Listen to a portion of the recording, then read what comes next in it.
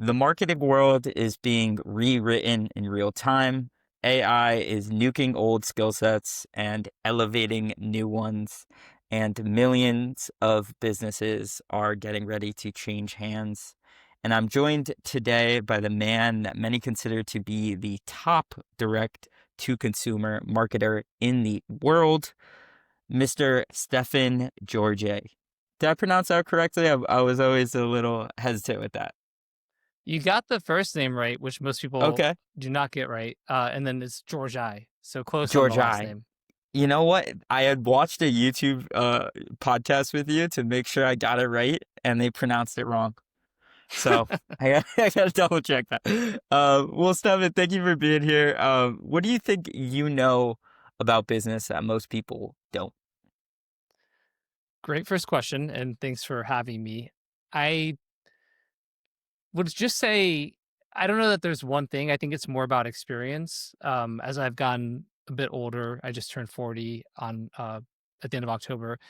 And just being in business for 15 plus years now and kind of doing the same thing as far as direct to consumer marketing, a lot of direct to response, selling consumer products, e-com, a little bit of informational stuff too, whatever it is. But I've just made a lot of mistakes, and I've just seen a lot of patterns, and I've also seen the results of sticking with things for long enough. And so I think really it's less about knowing some secret as much as it is just like the wisdom that comes with experience, I guess. So I'm very rarely faced. You know what I would say, actually, Ryan. I know I'm going to give you a long-winded, rambling answer right out the gate, but the biggest thing I think that I know that maybe people earlier on, especially, don't understand is that there's no crisis in business. Really, it's like business is professional problem solving, right? And Mhm. so everything is just a problem to be solved, and that's like whether that's cash flow,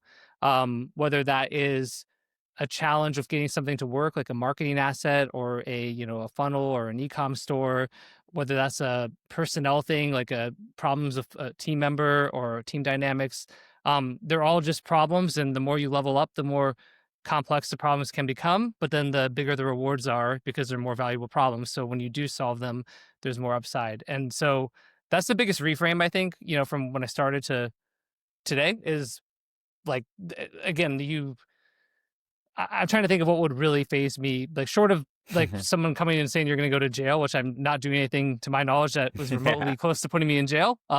These days, but it's like, okay, we'll just solve it, right? no doubt. I mean, I think my takeaway from hearing that is just like, in order to get to where you want to go in business, business is a game of like iteration and of starting one place, seeing what sticks, and just continuously iterating for, like you were saying, 15 years and seeing all that pattern recognition, just really getting comfortable and seeing, what lands. But yet, I think that most people are so afraid to make those mistakes and to even just like jump in, and they wait for that like perfect thing or that perfect reason why. Wh- Whereas like the only way you get to that point or the only way you get close to that point is through that iterative process. It seems like that's kind of the takeaway when I hear you mention that. Yeah, I think that's a good one. I think another part of it, as I've have accumulated perhaps a bit more wisdom or definitely experiences, that a lot of cliches and aphorisms have value. And so like move fast and break things, right? Like fail fast, stuff like that is um, sounds annoying. You roll your eyes and whatever, but at least up until a pretty big level, actually a very good way to look at things, right? There's a reason those things became cliches or Yep. platitudes or whatever. And so yeah, I think I'm very, very much not afraid of failing, like fail all the time. And that's like all it is a feedback loop, right? And so Hmm. failure equals feedback and data equals iteration equals ultimate, success until the next failure. And so, and part of it, Ryan, I think is separating your ego. And I think when you're younger, especially, there's a lot of ego involved. Like, oh, if I fail, that means what some bully on the playground said about me was really Hmm. true, or when my parents didn't believe in me, I guess they were right, or this narrative I've told myself about being special or capable or confident, oh, maybe I was wrong, right? There's a lot of a crisis of self-doubt and a crisis of confidence. And that's balanced versus like what should be a little bit of a healthy ego that you believe you can succeed. And there's like a tension there. But you just rip the band-aid off. And ultimately finding success does change a lot, right? I was not super confident until like late 20s, early 30s as I started to have success. And so yeah, I'll be honest with you. Once you start winning some, it it doesn't change overnight, but like you start to feel a little more confident. And then when you win more, and the more times you wins, like the more confident you become, and the less afraid of failure you are. No doubt about that. And I think one thing I want to ask you your thoughts on is I have a lot of friends now through, this world of e-commerce, and you just meet people, especially through the podcast as well, who are running their own businesses, whether that's like supplement brands or info, whatever.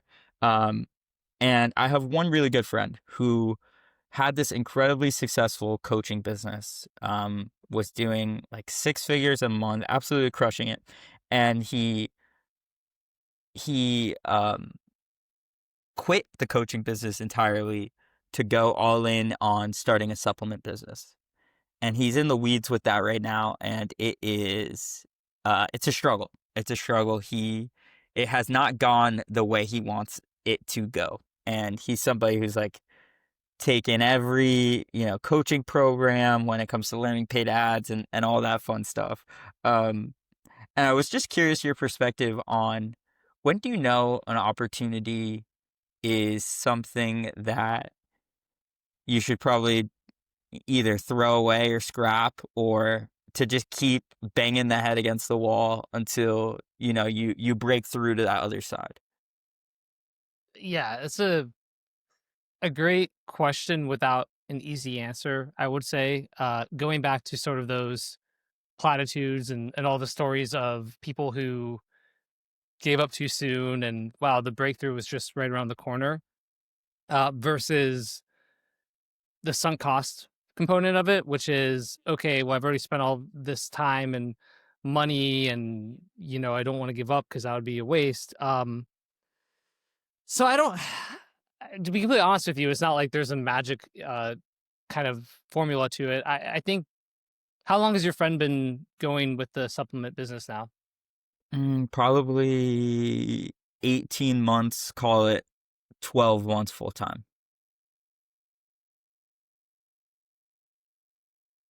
I'd probably look at giving up or pivoting fairly quickly. I think it takes, I've seen a pattern a lot of times where it may take a year or so for when somebody comes into a new vertical for the first time to have success. So I think a year is a reasonable amount of time. I, you know, I think that it's just going back to an opportunity cost component of it.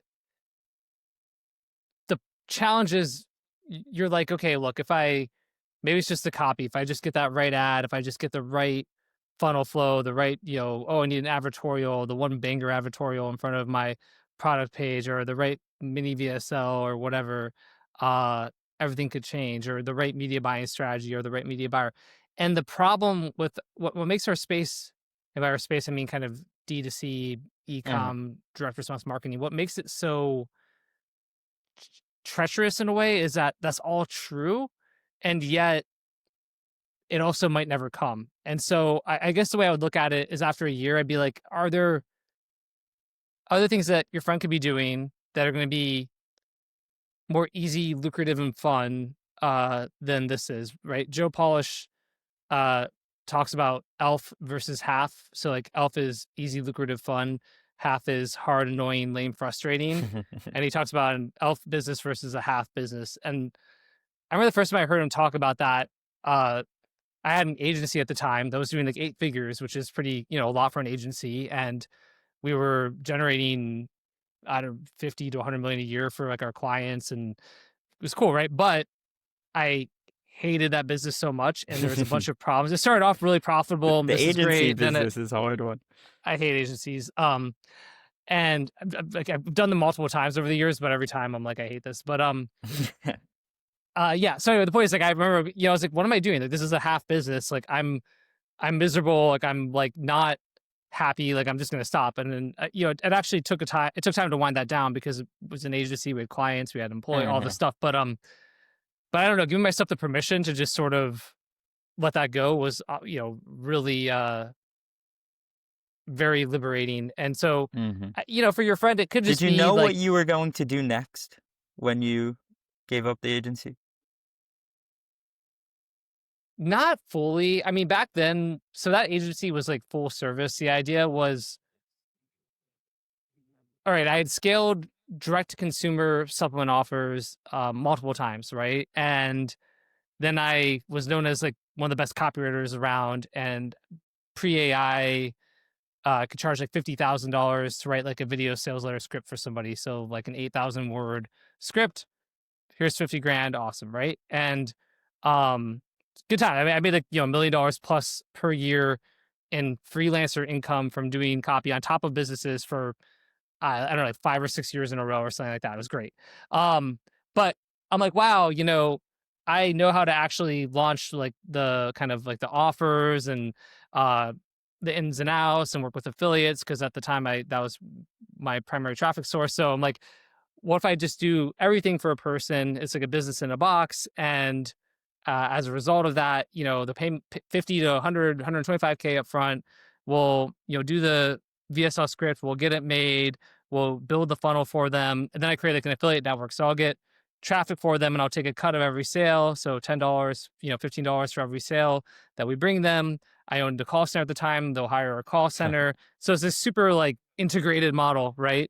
We'll do the email marketing. We'll take a percentage of revenue from the email. So like it seemed like a genius model to me at the time, right? Because I'm like, wow, I'm gonna take a piece of all this stuff, and it wasn't a bad idea, broadly, but then market conditions changed very quickly, and the model became difficult, right? So Meta became way more strict with their compliance after the Cambridge Analytica thing, which meant like it was at a point where I basically didn't know how to create stuff that Meta would approve. Mm. Like, yeah, you could go buy agency accounts and things, but it wasn't as common back then. And even when you did, it was the approval process was really difficult.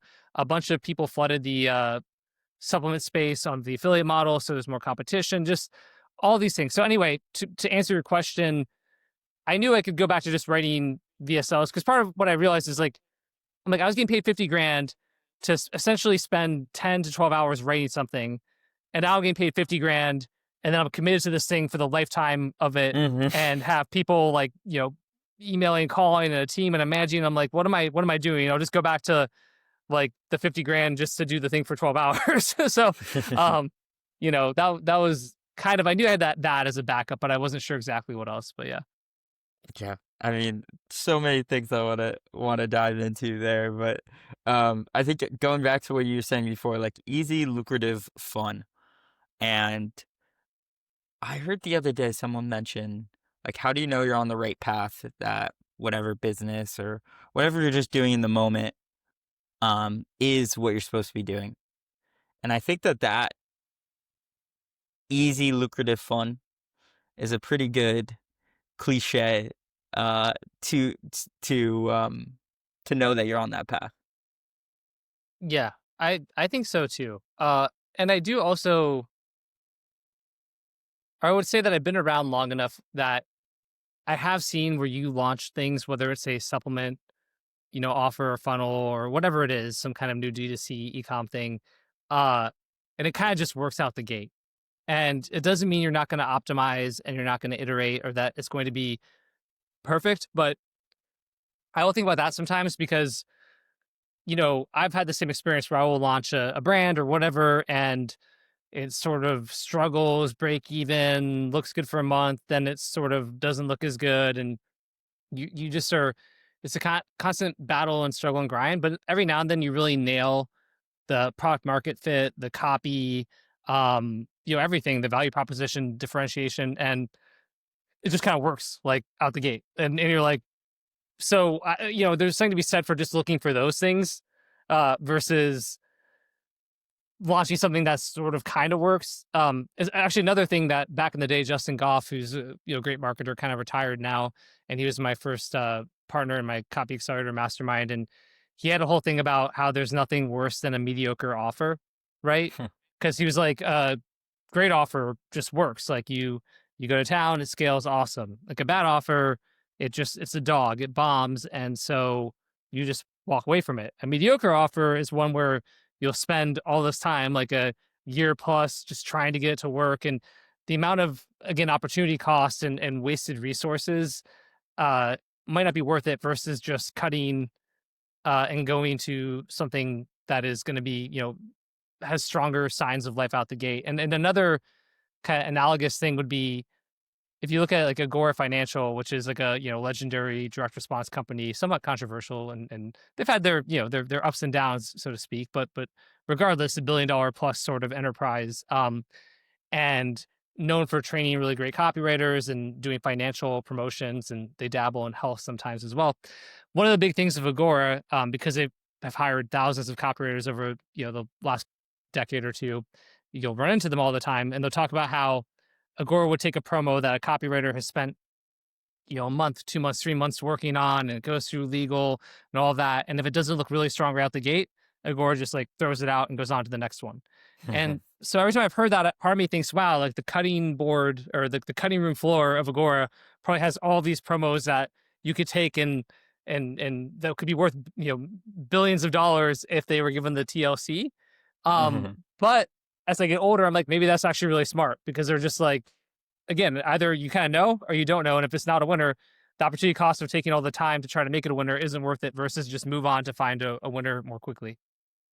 One thing I really want to ask you about is I've been going down this rabbit hole of this aging demographic of small business owners in the US, like this these boomer businesses who are like these home service businesses, and um I think the word that they use is like Main Street businesses, small family owned businesses all throughout the US who are owned by an aging demographic whose children do not want to buy these businesses.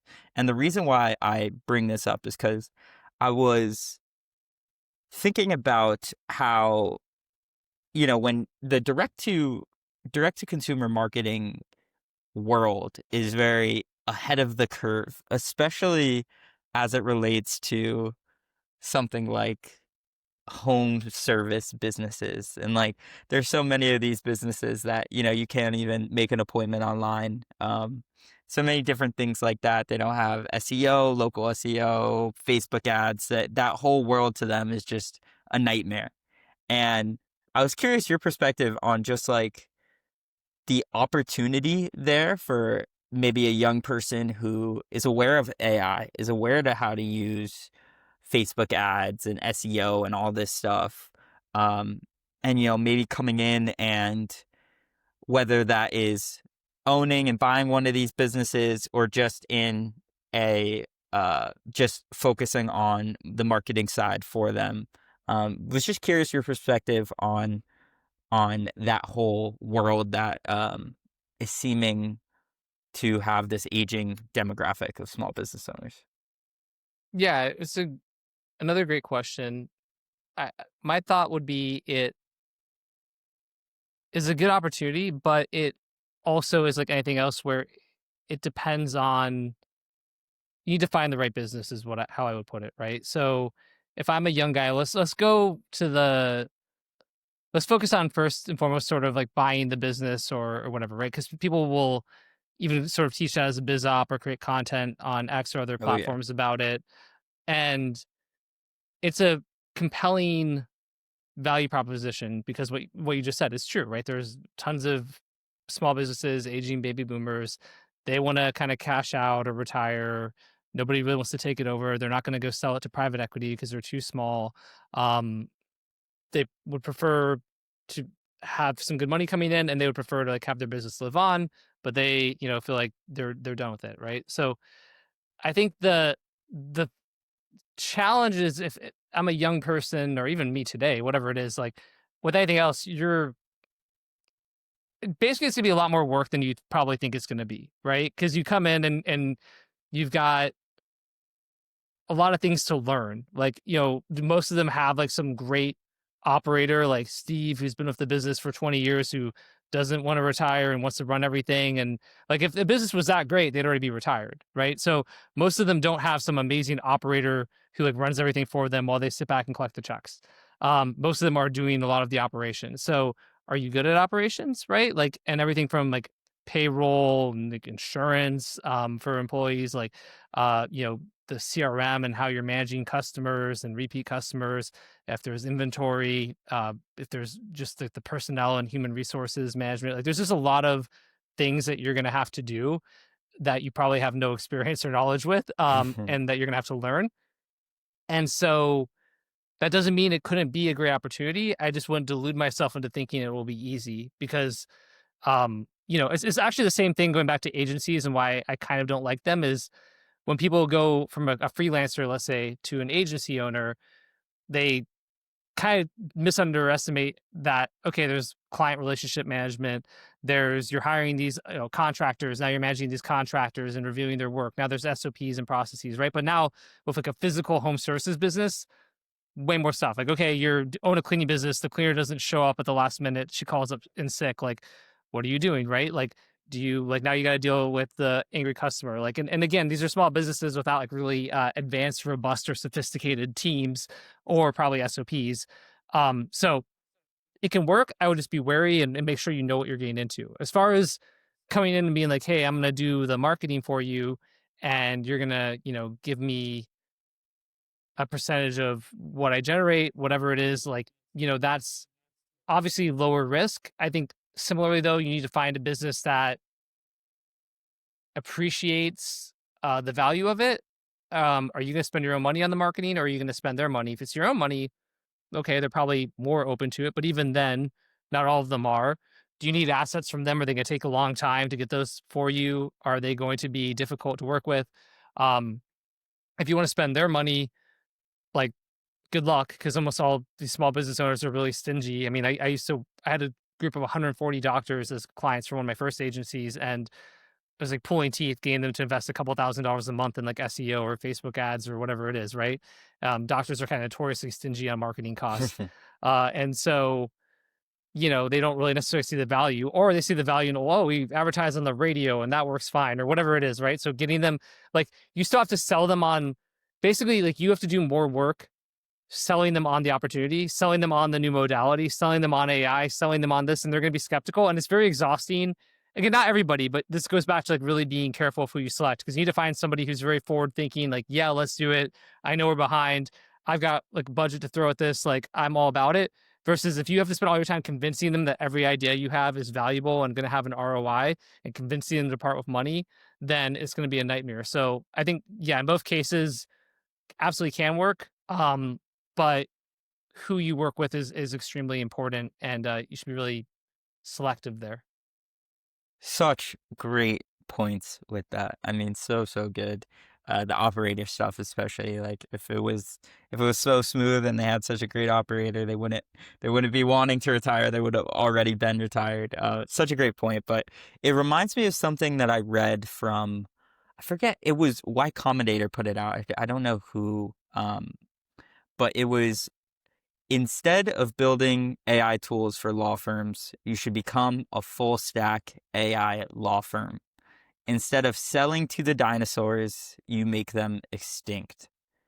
And so I guess my question off of that is, what do you see right now as like the opportunities, or, for someone who wants to play it big and doesn't want to run, a 10K a month freelancing business, and they really want to run a business, but in this world of AI right now and all the stuff that's going on, they freeze because you don't know the direction of how fast everything's moving. It seems like there's a trillion ChatGPT wrapper businesses coming out that are getting a ton of venture capital money. Like, what do you see right now as some plays that people should consider, just good opportunities? Yeah, it is a interesting environment currently with AI and the market. Like, with D2C, building a brand, still makes sense, right? Like the way I look at it is AI and all these tools and SaaSes and everything are gonna ultimately make, advertising and building, Shopify pages and funnels and marketing, all that's going to be automated and easier than ever with like UGI, AI generated, user generated content that's like from AI. Um, like everything, AI slop, so to speak, is going to be more and more prevalent, right? But brands that have real equity, like are still going to frankly be more valuable than ever, right? So in a world of AI slop, is Coca-Cola more or less valuable as a brand, right? Like remove the products. It's like Coca-Cola is probably more valuable because it's Coca-Cola. They've been around forever. Like, that's real. It's not some AI thing. It's not drop shipped from China. It's not, like, it's the real thing, baby, right? It's Coca-Cola. And so I think like doing something D2C with like real brand equity is still valuable. And I would build the brand equity, sooner than later, so that you're recognized as more and more sort of businesses and AI slop comes out. Beyond D2C or physical products, this is, I think that the contrast or the challenge here would be like, okay, yeah, you can put a wrapper on anything, some kind of little AI SaaS or whatever it is. And then the challenge is I do that, then OpenAI does it, and I'm out, right? Or somebody else Hmm. does it and brings in a bunch of money. The flip side to that, though, is it's so fast and easy to do it that in a way, like, who cares? Like, if I build some AI SaaS tool and I get it up to 6 or 7 figures and subscription revenue, and I can do that in 6 months or 12 months under the radar, and depending on how I do it, like if I'm a good marketer and I'm sort of bootstrapping it, but I'm kind of profitable quickly, or I go raise money quickly, like so if I have profitable quickly, then I can make money for the next 6 months or a year or whatever it is. And okay, if somebody puts me out of business, bummer, I just go on to the next thing then. Like, who cares? I made money and it wasn't that hard. Like I vibe coded it in like a couple of days, right? It's so totally different. Hiring a whole dev team and all this shit. Like I can vibe code incredible things. Uh Even me, I'm no background, I vibe code stuff all the time. That's like really dope. So you solve a problem, you get people on subscription, yeah, that's not bad, right? Or you do that and then you go raise money. And if you raise enough money and if it's a big enough sort of TAM, total addressable market, and you get enough growth quickly enough, then you raise enough money to start competing with those bigger people, Um, like, I don't know, like look at Lovable, right? Like Lovable is you vibe coding. There's a bunch of others too, but we use Lovable. They keep raising money. There's other competitors. Uh, Gemini can kind of do the same thing now. Claude can kind of do the same thing, but maybe if you can add unique features or products and you've got a good user base that is happy with your product and it's sticky or whatever, like why they're like a pretty sure Lovable is like $1 billion valuation now. Oh yeah, um yeah, yeah, right. definitely. And so like I don't know, I think like there's two sides to it because you can do stuff so fast that the downside is lower too, right? um but also, yeah, I don't know, just do stuff like I honestly, especially a lot of the people who listen to your podcast, I know are kind of like younger guys, right? And so like the biggest thing is like we talked about failing, and I know it sounds cliche or easy to say or whatever it is, but like just do shit and fail. Like it's really like fail, like just fail a bunch. Like go start failing fast. Like like all these cliches, but it's true because okay, you fail until you don't. Like you'll fail a few times, but then maybe you don't. Maybe you crush it. Worst case, all right, you wasted a year or two. You're like 23 years old. Oh no, now you're 25 and you have 2 years of experience and you have this cool thing on your sort of quote unquote resume, not to get hired, but just like as far as like the track record, what you've done, the experiences you've had, you've met cool people, you've met people who are great operators, great marketers, great at tech, great whatever it might be. Like now you go on to the next thing, you get to bring some of those people with you, you bring some of that experience with you, you don't make the same mistakes. Like you can, who cares? Like there's no like one thing, I guess I'm like I've pivoted a lot and I don't want to always like I probably too much right in my kind of career, as in I put a post on Twitter that went kind of viral about like between 30 and 40 all the stuff I've done, and it's like a lot of stuff. And there's good and bad things about that. But at the same time, I don't know. Maybe because of that, I have, once you have like the skill, like I was thinking about this now, like with the skill set I have, or I own like a telemedicine company I'm co-founder of. We're doing like mid 8 figures. We're looking at a decent, potentially, selling a stake in the business to like a, strategic, investor. I'm trying to think of what I want to say. I don't want to, talk too much about details of that on this podcast, but because we're in the middle of things. But the point is like, awesome, love it. Want it to, I can tell you how that can be a $3 billion or $5 billion company in 5 years, right? My goal is get some strategic growth capital, myself and my co-CEO take it from like 100 to $150 million valuation to like a $3 to $5 billion valuation in 5 years. And I've got a whole plan. I can tell you exactly how I do that. And I would love that. But I'm also like completely detached. If that business fell apart tonight, tomorrow, whatever it is, then like no big deal, because I have the skill set to just go do something else, right? Like I'm not worried about any one business. And for if any potential person watches this, I'm very excited about this business, to be clear. But if it goes, so I don't know, just fail, just get the skills, just stack skills, and like nothing. The other thing is like, oh, with AI is that there's not gonna be opportunity left. It's like that's not the right way to look at it, right? There's gonna be more Probably opportunity. the Right now, opposite. there's Yeah. more opportunity than ever, and it's gonna just keep hmm growing, and more opportunities are gonna arise.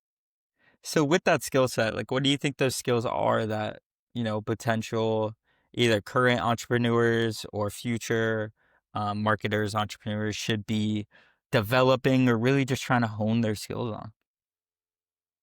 I think that on a really broad level, I still believe just like working on, like thinking about how to think is really important. Like, to me, that's really important. So I'm trying to think of how to really describe this in a succinct or elegant way. But one example would be, all the time, I'll explain something like, okay, here's, go look at like a D2C company that's doing really well in like one category. And then, I'll point that out and somebody will be like, oh, but what about I'm over here in this category? And like, to me, I'm like, I can't understand how you can't be like, how you can't see how you can See take the what they're doing same. over here Yeah. and put it over here, right? Um, and so I think like the idea of like being able to look across multiple domains, or even like, look at what's working over here, like basically like you just model off of what's working. And that's honestly one of the superpowers is like model off what's working, and then just make that little tweak or that little innovation, apply it to a different category, brand, product, whatever it is. Don't overcomplicate things. Like I think a lot of times people think they need to reinvent the wheel. I'm a big believer in not reinventing the wheel. I'm a big believer in, again, just model off what works and then iterate. Um, I think the ability to just move fast, like to launch and deploy and move quickly is good. And then of course, if you're doing something D2C, and I mean that not just for physical, but even info or whatever it is, having knowledge around marketing and how to create marketing funnels and marketing assets and those sorts of things is really valuable, as well. And then as you level up, there's new things with like teams and cash flow and finance and whatever. But yeah, I don't know. I think just learn how to think, like like I don't know. That's such an important part. But it's hard because like, well, how do I learn to think? I'm like, I don't know. Like again, what's working over here? How can I apply it over here? Like I've been listening to the Founders podcast a bit with and the guy Dave Senra, and then Uh-huh. he has a new podcast where he interviews people. So he interviewed like Todd Graves, the founder of Raising Cane's, and Michael Dell, a few others, and then. But I was like thinking about it last night. He did one about the Michelin brothers, and one of the brothers was like the operator, one was the marketing genius, and I was driving with my daughter to go to the store, but she had her headphones on, so I'm listening, and I kind of like I thought about it where I'm like, man, even this telemedicine business that's doing really well, and it's fun because it's a really challenging business, right? Like because you're acquiring it at a loss, and the payback period is anywhere from 60 days to it could be way longer depending on how efficient you are if you're marketing. But I'm like, I'm not even doing what I'm at the best in the world at right now, right? I'm like, I'm not really doing like I'm doing like the mechanical marketing, like here's the funnel, here's the CPA, here's like let's optimize it. But I'm not even doing like I'm that's not what I'm the best in the world at. Um, but then I was like, well, if I really wanted to come up with some bigger outside the box ideas, what would I do? And it's like I would just go read some books about the Michelin brothers, read some books about, kind of great entrepreneurs over the years, go read some books about human psychology. And if I did that, I could have probably 100, 200 killer ideas for the telemedicine business from a, branding, a marketing, a differentiation for getting more scale. Like I just get ideas by like I guess the other skill is like curiosity, right? Like you'll learn stuff, but you'll get so many ideas, and then just always be thinking about how can I apply that to what I'm doing. I think it sounds really obvious, but I think a lot of people struggle. They go like they're like, oh, that was over here. How do I translocate it to over here? And so focusing on asking yourself that question, how do I translocate what's happening here to my business, right? How do I translocate this idea? How can I apply it? Like if you just ask yourself that more often, I think whether that's a funnel or an idea or an operations thing, whatever it is, I just think you'll be more successful than 95% of people who don't do that. So with that said, what do you think you are the best in the world at? Like if you were to try to extract that out. I mean, I'm good at, I do think I'm like ideation. Like I know I'm a great creative, right? And what I'm really good at, I think, is taking like ideas like from a marketing perspective and then bringing them to life, like not just because ideas are cheap, sort of, right? I think what I'm really good at is taking ideas and then bringing process to them so that they then become executable. And I guess that's one of the main things. And I don't know. I mean, I guess I'm pretty good at building D2C funnels, but I don't think that's hard. It's just like a matter of knowing the right levers to pull. So much we could get into. I don't want to get too into the weeds. I'm very tempted to ask you about, pulling the levers and funnel building stuff, but we'll keep it a little high level, a little bit more high level for the audience. So with that said, what do you think that if you were starting over and you were, call it 22 years old college student, and you're like, I don't really know what I want to do. I'm kind of lost here. I just know for sure I don't want to work for somebody else. Um, and I think there's kind of the two sides of that of building one something for longevity, which isn't always the most cash flow heavy thing up front. And then there's the thing of like kind of like the agency model of like, all right, or freelancing, I should say, of like, all right, I want to make the first 10K as fast as possible. Um, how would you kind of approach those two things? So like one, you can actually have the validation to not have to go get a job right away, but two, actually build something that is sustainable and growing, if that makes sense. I know that that question kind of goes in a few different directions. No, it does though. It's there's really two main paths that I would see. One is the freelancing path. I think with that, if you're knowledgeable or you're gaining knowledge, you're curious, you're learning about stuff with AI, you're developing skills. I mean, I do think there's a great opportunity right now. There's a lot of established business owners and operators, both offline and online, who are using AI to varying degrees, but who would like to be using it more. And if you are able to do stuff like vibe code things or build little apps for them or do data analysis and data analytics or whatever it might be, like I think there's a lot of value there and essentially use AI to solve problems for them. I think like the whole idea of like niching down, they used to tell freelancers all the time and especially copywriters back in the day. And I never loved that at the beginning, to be honest with you. I actually am more about get a lot of exposure to a lot of things. So when I started off freelancing for people who don't know my story. And I wrote some like copy because my now wife was a copywriter, but I went on Upwork in 2012, which was Elance at the time. It wasn't even called Upwork. And I literally did like research projects for people. I remember did a thing about like opening a like a data center in like Montana or Wyoming or something like that, and I paid like $1,000 to do like a comprehensive market analysis. I did SEO stuff. I built WordPress websites. I worked for like I did a bunch of content for a company that did like a 3PL, like third party logistics, and they were like a white glove, like final step, like whatever it was. I learned all about like logistics and 3PL logistics. I learned about like fashion, just all these things. I learned all this stuff, and I really think that served me well. And I also learned all these different things, right? And so today, I think the equivalent of that is like, yeah, there's like content and websites, but ultimately AI is so easy to use, and there's so many cool things that you can build that I would just go find like businesses that have a need, right? And I would just basically build solutions for them. How do you do that? Like, I mean, you could custom build it in advance and reach out to people. You could, you know, network with them on Twitter, whatever it is. I guess LinkedIn people like. I don't like LinkedIn, but I know there's Yeah, I'm value not a to it. LinkedIn guy myself, but Me neither, but I get it. Anyway, but yeah. So that kind of stuff, right? So I think that that's totally doable. And then I think the other side that nobody wants to hear, and I didn't want to hear it when I was young, is that there's probably a lot of value in actually working for a company that, but not like a, the thing is like, look, like I tried to get hired at Enterprise a bunch when I was in my early 20s, Enterprise rental cars. They never hired me. I was pissed off about it. Thank God I didn't get hired by Enterprise. Right. So I'm not saying like go get hired by Enterprise or like Wendy's or something.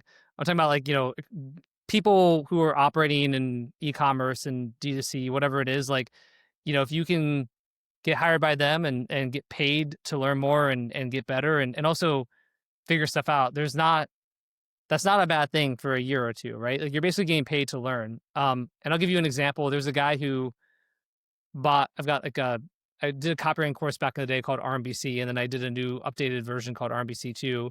And I ran a promo over Thanksgiving just to my email list where it was like, get it for $97 for the first 30 days and then pay, payments after that to like pay for it. It's like $997. And I only ran it for 4 days. But anyway, this one guy bought it. He's 22. In fact, I think about to be 23. He's doing something with like Job Corp, which I didn't know what that was, but I guess Job Corp's like a government program where they'll train you to be like an admin assistant or different things. You get free housing and food. He gets like a $40 stipend every 2 weeks. He used it to buy Claude. Anyway, he reached out to me. He's like showing me all the stuff he was building with like Lovable, and that he's vibe coding, taught himself like with Cursor and GitHub and all this stuff. Doesn't he have the money for the Claude Max subscription? I was kind of asking for advice, so I got on a call with him like literally on Sunday. So I got it 5 days ago, and I was like, ultimately, I was like, dude, like, how about this? Like, I've got a bunch of random stuff I like would like to get built with AI that I don't have the time for. I'll just pay you $3,000 a month, and just like we'll just do some projects together. Let's try it out. If it goes well and it's valuable, I'll pay out my own personal money, by the way. Then I'll move you to one of my companies, potentially pay you more. And then I'm like, worst case, you get paid $3,000 a month. For now, you're not getting paid anything. But I'm like, also you're gonna learn like you'll identify more use cases. You'll identify more opportunities when you're in the bit. Like I'm running a mid-8-figure rapidly growing telemedicine company. And by the way, it's only mid-8-figure because we bootstrapped everything. Like if we had like funnier competitors have, like I could easily be doing 10, 15, $20 million a month right now. Like seriously, like we cash flow management is a huge part of what we do. But and we're about to get, potentially some growth capital and do that. Right. So it's like, you can be with us, you'll learn a ton. You know, you'll be with me. I'm a pretty good marketer, pretty good entrepreneur. And yeah, so basically you'll see what are the actual problems we have in our business, develop solutions for us. Hopefully, it goes so well that we really want to keep you. And so we're like, we'll, pay you much more money in the near future because you're so great. We want to keep you. But if you don't want to stay with us, okay, now you have this experience, this wisdom, plus us on your sort of, resume again. And you go out and you do your own thing. So it's like, I don't know. I think there's a lot of value in things like that. I don't, and he's smart. He's a smart kid, and he's like you can tell he thinks quickly and all that. So we'll see how it goes. But I don't know. I think stuff like that when you're young is those kind of opportunities are pretty good too. And I get not everybody like don't everyone hit me up trying to ask me for the same opportunity. But yeah, I don't know. I think there's a lot of value there too. no doubt. And I think, it's such a rare individual who's self-motivated, who's that self-improver type to go out and do all those things on their own when they don't have, a lot of money, or they don't really have an incentive outside of curiosity to explore those things. That if you are that person, there are so many businesses and individuals that are just like dying for more people like that in their business. It's Dying, dying. dying. Seriously, Ryan. And like that's again, that's a good message for people because I've harped on this for 15 plus years now, but like the bar is way lower than the average person thinks it is, right? Like you 98% of your competition sucks, right? They aren't capable of thinking. They aren't capable of abstraction. They're not capable of connecting dots. They're not self-motivated or self-starters. They're waiting for permission for everything. They want to get paid to learn. They want to get paid to develop skills. Like if when you find somebody who's like, God dang it, I would hire like seriously, I just said don't. If you're really that person, hit me up because but reality check, like, you might not be, right? There's not that many of Yeah. those people that I haven't found them. But if you are, like myself and every single business owner I know would like love to hire you. Like, please, it's so hard to find those people. And so just be that person. And again, how do you do it? Well, how do you think? How do you abstract? Can you think first, second, third, fourth, order? Like, can you think through things? Can you think long tail? Hmm. Like, if you're a smart thinker and you're an autodidactic, yourself, you can learn quickly and you teach yourself stuff. Like there's an insane amount of opportunity for you. And going back to what we were saying before about, if you start your own business and it doesn't go well, and looking back and like just like that resume of what that might look like, that's also an incredible way to get in the door and get jobs. And like if you are that person who's incredibly self-motivated and is that person, and you start your own thing, and it doesn't go exactly the way that you want it to go, or you feel like you'd be better off working for somebody else, your resume is almost becomes like a reflection. You have that proof of I am that person, versus having to say, I'm learning level. Like you have that resume proof that you are who you say you are. Um, so I think all that to say is like go take some shots. Yeah, I totally agree. And last No thing I'll doubt. say on that real quick is basically I don't care about the resume. I care about capabilities more Hmm. so, right? So going back to like even AI, it's like if I have some pain point and you just like build the solution, hey, here's the solution to that pain point. So I don't care about the college or if you went to college. I don't really care about who you worked with. I don't like none of that really matters. And by the way, too, because a lot of the biggest, I'll use my road of D to C, but a lot of the biggest companies hire a ton of people. They try out a ton of copywriters or designers or marketers or whatever it is. So it really means nothing to me that you worked with some company, right? Like, um, seriously, like nothing to me. You know, now if you worked with them for several years, then I know that like I might reach out to the company and the business owner and be like, hey, is this person legit? Were they good? Whatever. But again, if I have a problem and you just are like, hey, I can solve this problem. Here's proof I can solve this problem.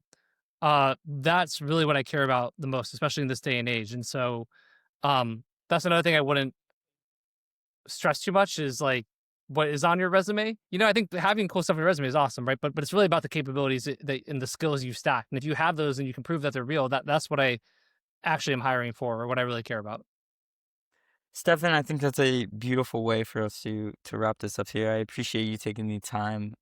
This was a very fun, wonderful conversation. I think you made some incredible points, and I think um, there's a lot of stuff for me that my wheels are turning, of just things of essentially just let me go do some more research of what's working in some different niches, and stop being so hyper focused on my own niche, and start doing a little more extra exploring. So I appreciate you, and I appreciate you taking time.